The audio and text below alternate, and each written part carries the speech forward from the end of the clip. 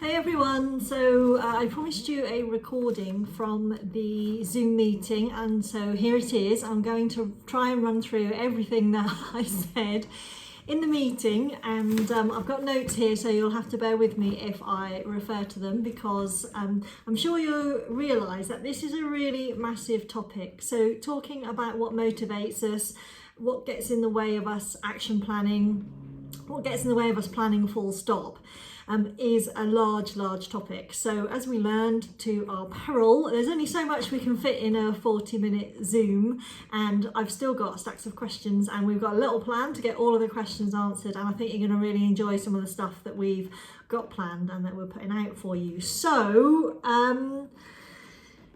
you really need to give this stuff your attention. That has become very clear from the responses that we've had from people and the questions that we deal with day in, day out in the gym. And I'm actually really grateful for this opportunity that's kind of made us look at our jobs in a different way and looked at how we can put out motivational information and material for you guys to really benefit from. Now, motivation and planning doesn't really come naturally to many of us, even people that are actually quite good planners or seem very self-motivated, because for this situation we all know what we want, and we all know what that is, and we know how to get there.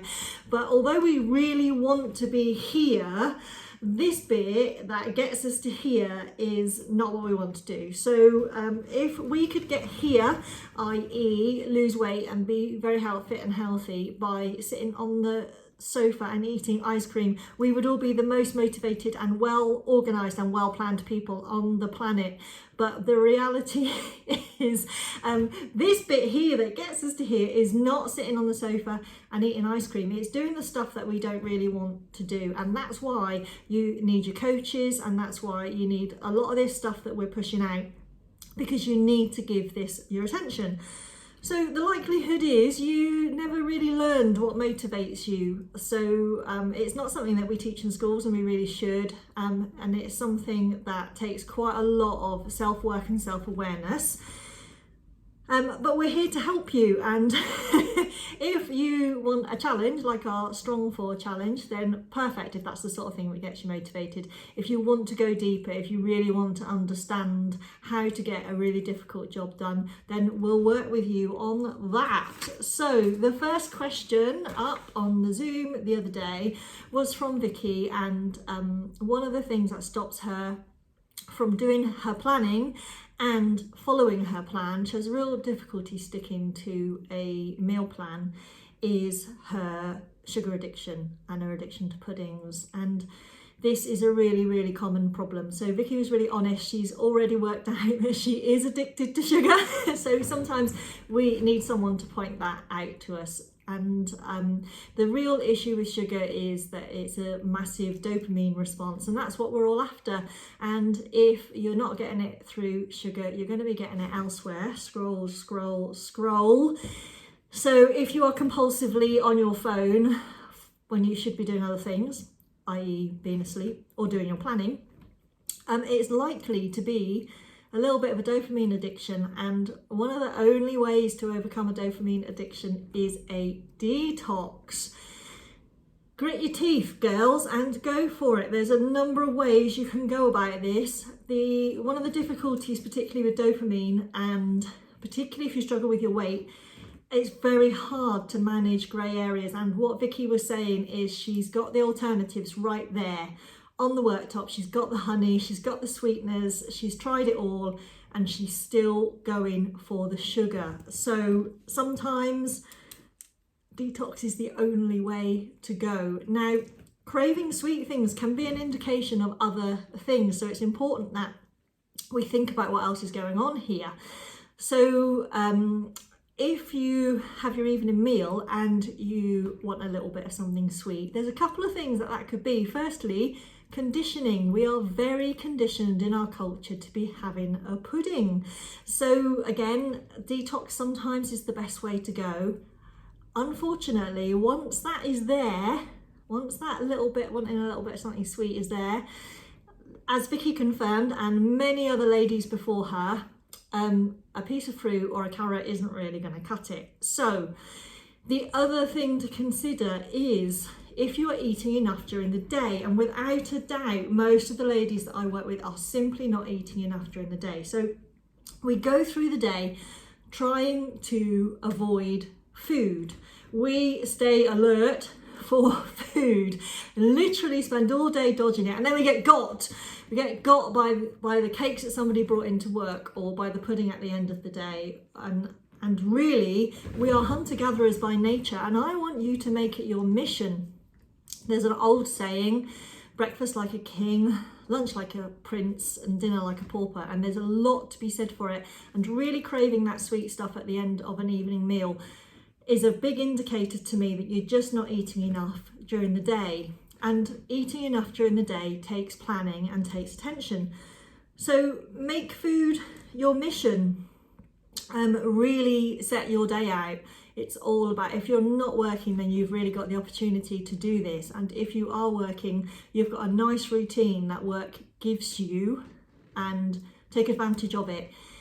Eat as well and nutritionally and as fully as you can throughout the day. So a really decent breakfast, a healthy and nutritionally balanced snack. So yogurt and fruit, for example. A fulfilling lunch, not just a salad. As Vicky pointed out, A, they're boring, B, they're not satiating enough. An afternoon snack and an evening meal. That should see you through. If you still crave a little bit of something sweet, then you didn't get enough during the day, and you need to make a new plan for the next day so that you are getting all of the nutrients that you need, because the body that you want is not made by taking stuff away. The body that you want is made by building it, and you've got to build it out of something, and to build it out of something you've got to eat the right things. So make food your mission. This will help you to maintain your exercise plan. It will help you to sleep better. It will help you to maintain structure during the day. You'll maintain a level mood. You'll have more energy. It's a good way to go, I'll tell you. It's a really good way to go. So get the plans made. Don't be doing your homework on the bus. A Sunday evening is not the best time to plan the coming week. Really get it outlined on a Wednesday. Think about what shopping you need to do between Wednesday night and Monday morning if your meal plan is starting on a Monday. Get the plans in, decide what you need to buy, make sure you've used up what you need to use up. And really give it your time and your attention. You won't regret it. You won't regret giving yourself time. But the important thing is, every day you need to review what you're doing. So if you are getting to the end of the day and you're hungry, if you're waking up in the night hungry, if you're not sleeping well, if you're not going for a poo every day, I'm sorry, ladies, we need to get that established here. Then you're not getting a nutritionally and balanced and fulfilling diet.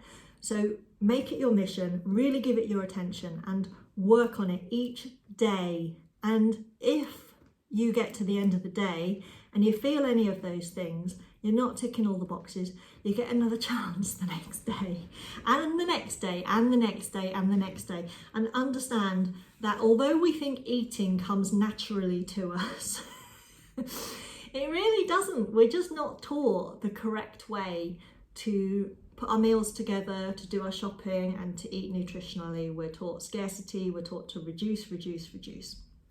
And that's not always the best way.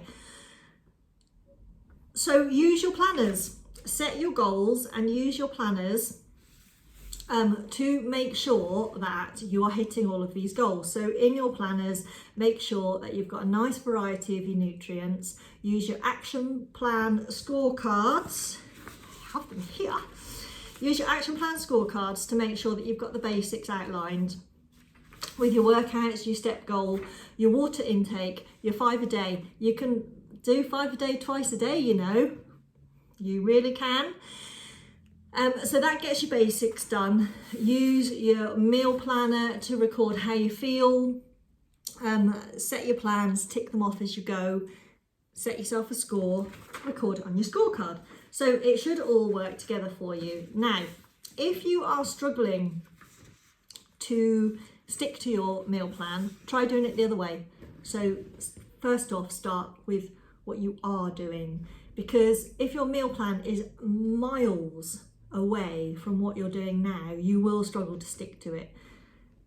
So first of all, look at what you're doing now, and then you can plan in some changes that will help you make progress towards your goal, and your coach will help you do that.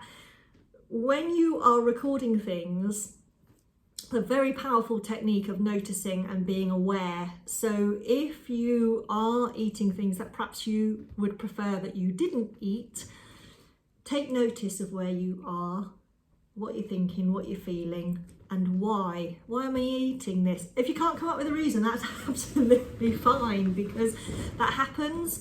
But I want you to be aware of it, and I want you to be writing it down, because if you want to come up with changes, if you want to change your behaviour, then you need to understand why you're doing stuff. So one of the things that Vicky shared with us kindly is the counselling that she's been having, and her counsellor has told her when she is eating the things that she wished that she didn't eat, to be curious, not furious. And I think that's an absolute gem that everybody can take away with them. Don't suffer regret. If you've done it, you've done it. Make use of it though. Get these things written down. This will help. You can work with these with your coach or by yourself. It's absolutely fine. Really think about why you did it. So we do live in a culture where food is a lot to us. It's an emotional experience. So we use food to comfort eat. We use it when we're sad. We use it to celebrate when we're happy. We use it to make ourselves feel better. We use it all number of reasons. And this is where food becomes an emotional decision, and it becomes a battleground that you then try to avoid. And what I want you to do is doing these plans will take the emotion out of it. It's a decision. So it's done for you. If you plan at the beginning of the week, it's mostly done for you, and you just need to look at your plan, eat it, tick it, and move on with your day. Take out the emotion. You're probably going to need to get your dopamine elsewhere. Otherwise, you're going to be hunting that down. What else do I need to tell you? Let me just review. Okay, getting bored quickly with food. So this was one of the questions. I struggle, I want new ideas. I think this is unlikely. So the example that we discussed on the Zoom, I've never heard anybody getting bored of cheesecake. I'm sorry, but it's true. So there's other things going on when we're getting bored with our meal plans or our meals. So again, it's that pesky dopamine response, possibly because we're not engaging fully with our food. So there's a big difference between a salad that's made up of iceberg lettuce, tomato and cucumber, and another salad that can involve carrots and mushrooms and peppers and some olives. Just a few olives can make all the difference. A few pieces of feta cheese, some sultanas. There's a whole wealth of things that you can use. You can make very friendly dressings that you can use. You can add pieces of fruit into your salad. You need to be getting the variety. So salad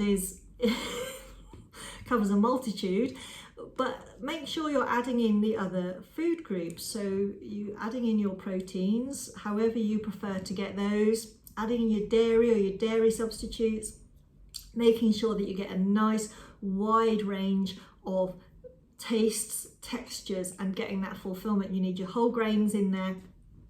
So adding a few seeds can make all the difference, so that when you're eating this food, you're feeling fulfilled and you're feeling satiated and you're feeling well nourished. Because the likelihood is you don't get bored with high fat, high sugar foods. Sorry about that one.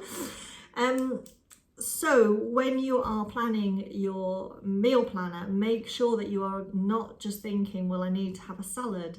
Make sure that you're thinking more nutritionally. I need to have some protein with that. I need to have a dairy or a dairy substitute. I need some whole grains. And how can I jazz it up? And think about your presentation so you're really engaging with your food. You can have a piece of fruit and a yogurt for a snack, or you can put those things together and really turn them into something just a little bit more of a food experience. And that can make a real difference. Trust me. You might have to trust me. So one of the things with planning is everybody's got a free spirit and everybody's got a nerd, and sometimes we're more free spirit about things and sometimes we're more nerds about things, and sometimes we're predominantly one or the other. And what we don't like is being a nerd about our food and probably our exercise. We like to think we can be free spirits. Oh, I don't know what I'm doing tomorrow. I don't know what I might want to eat tomorrow. Well, the big news here is you can't be a free spirit about your food, because our culture is set up to feed you high sugar, high fat the whole time. And so you need to be quite nerdy about this, and you need to get these plans drawn up and things outlined, decisions made, shopping bought, snacks put together, prepared in the fridge, in your handbag, whatever you need to help you stick to this and not get caught out. Because if you go out for the day, chances are you're going to eat something high fat, high sugar, because that's what's mostly available and convenient to you. So you have to make it convenient in other ways. So be a nerd about it. You would not, I hope there's nobody here that would be a free spirit about your money, because if you are a free spirit with your money, it's very, very soon going to run out. So we have precious resources that we can't be free spirited with. Time is one thing you can't be a free spirit with. Money, you can't be a free spirit with. Likely your space at home. So people that are minimalist or very well organized at home, they're not free spirits. That's planned and it's intentional. If you want to mimic this behavior, you too need to be a nerd, and you need to be a nerd about your food and your exercise plan. So get it outlined. It's way more likely to happen if you have it planned, and if you have some kind of way of scoring yourself or progressing yourself. And that's what your action plan scorecards are all about, so that you can start putting the things in that you know you need to pay attention to, and you can give yourself points, and you can set yourself a goal for the points that you achieve each day, and you can set yourself a goal to improve that. Now, these are specifically set up so that the top 5, I know this is probably backwards to you, sorry, but you've all seen them and they're in the newsletter. The top 5 things, your essential 5 actions, which are completing your curves workout, meeting your step goal, which you set for yourself, hitting your water intake goal, which you set for yourself, getting your 5 a day, making sure that you're getting outside for a breath of fresh air, and topping up your vitamin D. Those 5 basics all only score 1 point, and they only score 1 point for a reason, not because they're less valuable, because they're not, but because they are essential. So if you are getting your 5 basic essential actions done each day, your score each day will end in a 5. See where I'm going with this? If your score isn't ending on a 5, it means you're getting the other things done, but you're not getting your essential actions done. So this makes it real easy to spot where you need to put your attention. So that's one thing. The other thing that we got asked about on the Zoom, and I think it's my last topic because I think I've covered everything. Let me just check and make sure that I haven't missed anything, but I'll just do another video if I have. Weekends. So I get asked quite a lot about weekends, and lots of people say they really struggle with the weekend. If you're struggling, it's likely because you're either not planning, or you're trying to plan the same things for the weekend that you do during the week. It's just not going to work. So weekends is fine. If you want a lie-in, it's fine. If you're going to be having a late breakfast, it's fine. But you need to make the plan so that you can spot the improvements that you need to make, so that you can do this better each weekend. So if weekends, you do want to be a free spirit on the weekend, I get it. Who knows what opportunities may come your way. You want to take advantage of them and you need to be a little bit fluid in your plans. Absolutely. So if all you do on the weekend is your top 5 essential actions as you have planned them for that weekend, you're starting to make real progress, because what happens is you find the weekends difficult and you end up not doing anything.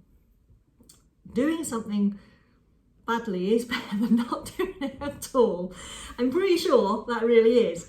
So get your weekend planned in there. If you want to have something different to eat, we're really trying not to have food treats. But if you want to mark the weekend from the weekday and eat something different, you can. It's absolutely fine.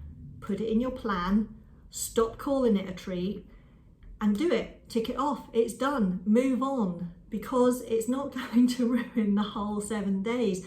But we need to be very upfront about it. We need to be very intentional about it.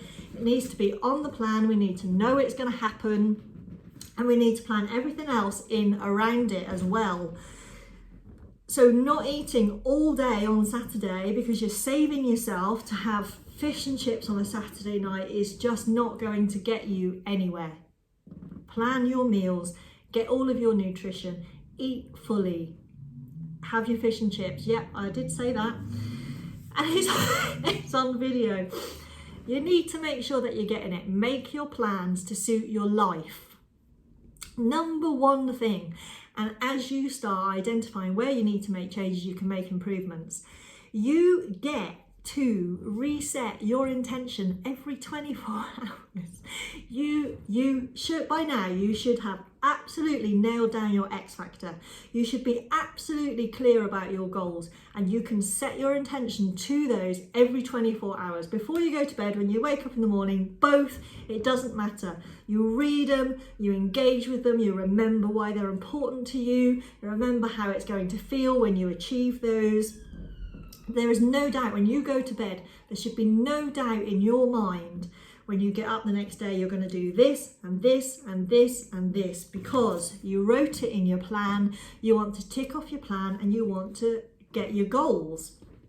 The lion is coming and he's going to eat you. You're going to get gobbled up by the lion of poor health, and you need to get this done. You need to be absolutely gazelle intense to outrun the lion or the cheetah or whatever. Get your X factor, get your Y power to your X factors, be absolutely clear, because if they don't give you a reality check every night, if they don't give you a kick up the backside for the next day, you don't need to be beating yourself up over this, but you need to be fired up and wired up to do it all over again the next day. And if they don't do that, they need rewriting. And your coaches are here to help you. We're all here to help you. Everybody, we can all pitch in. We've got loads more of these videos planned. You can tell us what you're struggling with. We're going to try and help. Sometimes you just need to hear it. That's all I've got for you. The end. Bye bye.